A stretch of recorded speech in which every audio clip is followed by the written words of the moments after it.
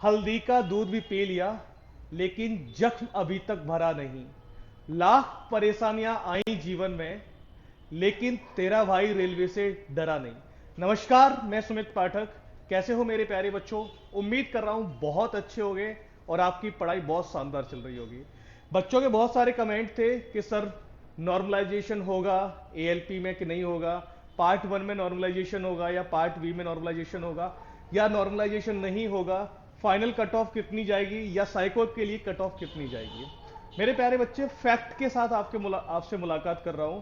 हर चीज मैं 2018 वाले से रिलेट करके आपको दिखाऊंगा, और कितना मार्क्स आपको, है ना, पार्ट बी को क्वालिफाई करने के लिए चाहिए, और साइको में जाने के लिए पार्ट वन में कितना मार्क्स होना चाहिए।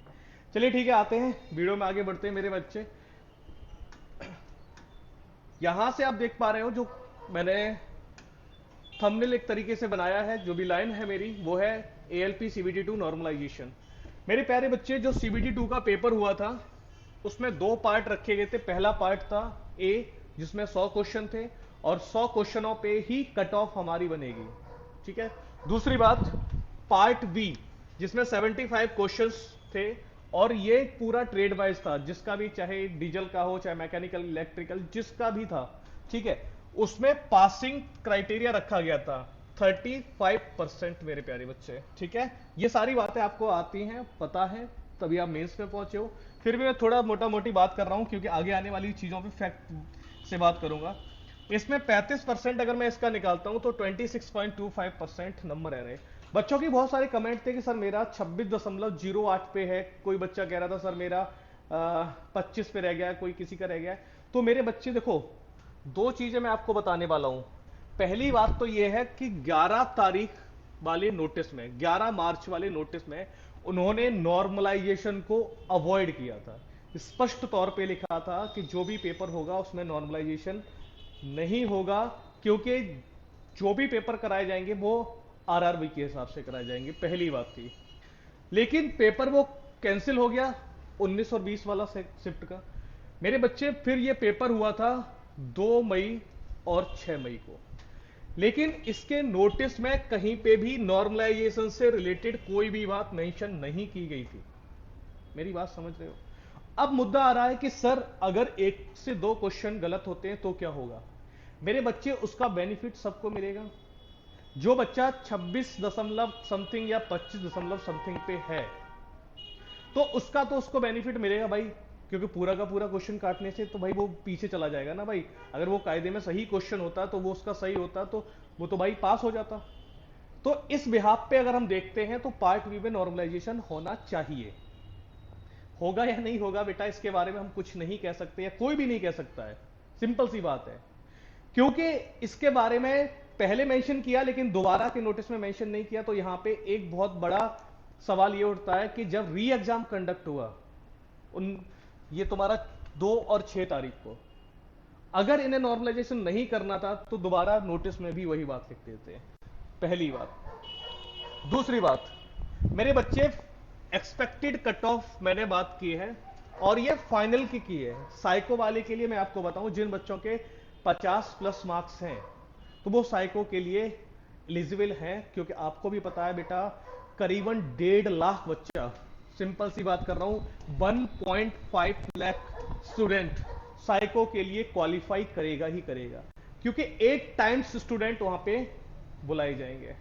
वो बात अलग है कि पार्ट बी में जिन बच्चों का, है ना, 35% भी नहीं निकलेगा तो बच्चा कोई बात नहीं, आगे एएलपी आने वाला है। आप हताश मत होइए, निराश मत होइए, है ना, आप जज्बे के साथ लगे रहिए मेरे बच्चे। लेकिन जो बच्चा इस डेटा के इर्द गिर्द में है, तुम जान लगा दो साइको के लिए। मैं आपको बता दूं, एक्सपेक्टेड कट ऑफ कई सोर्सों से, कई सूत्रों से मैंने ये चीज निकाली है कि जर्नल कैटेगरी की जो फाइनल कट ऑफ रहने वाली है वो 60 से लेके 70 तक, ईडब्ल्यूएस की 55 से लेके 60 तक, ओबीसी की 58 से 62, और एससी की 50 टू 50, 50 से 52, मतलब 50 से 52 तक, एसटी की 47 टू 51।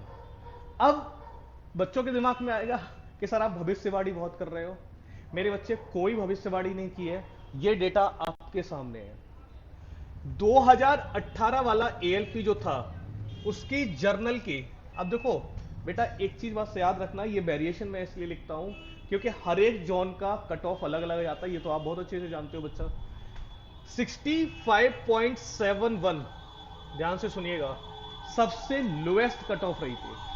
सबसे हाईएस्ट कट ऑफ 74.70 ये रही है बेटा। ओबीसी की सबसे लोएस्ट कट ऑफ किस जोन की रही है, वो है 60.21, और हाईएस्ट कट ऑफ जो है वो 71.31 रही है एससी की। अब देख लो ये वाली कट ऑफ और मेरी वाली कट ऑफ में भैया जमीन आसमान का फर्क नहीं है, 19-20 का फर्क हो सकता है, और वो 19-20 का फर्क आपको फाइनल में देखने को मिल जाएगा। अभी आप कुछ भी बोल दो, मेरे को नहीं फर्क पड़ता है, लेकिन कमेंट में अपना डेटा जरूर लिखो, सर हम इस जोन से हैं, इतना कट ऑफ मेरा बन रहा है। मेरी पूरी टीम आपको मॉनिटर कर रही है।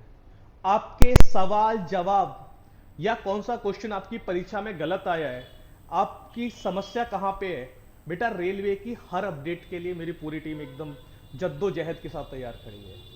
बस आपको अपना क्वेश्चन कमेंट बॉक्स में करना है। ऐसे ही बच्चा एससी की अगर हम बात करें 44.74 से लेके 66.21, यानी कि जो कुछ जोन की थोड़ा बढ़ गई थी, इतना नहीं बढ़ना चाहिए, इतना वेरिएशन 20 नंबर का हो जाता है बेटा, बहुत ज्यादा हो जाता है, ये मैं खुद एक्सेप्ट कर रहा हूं इस चीज को।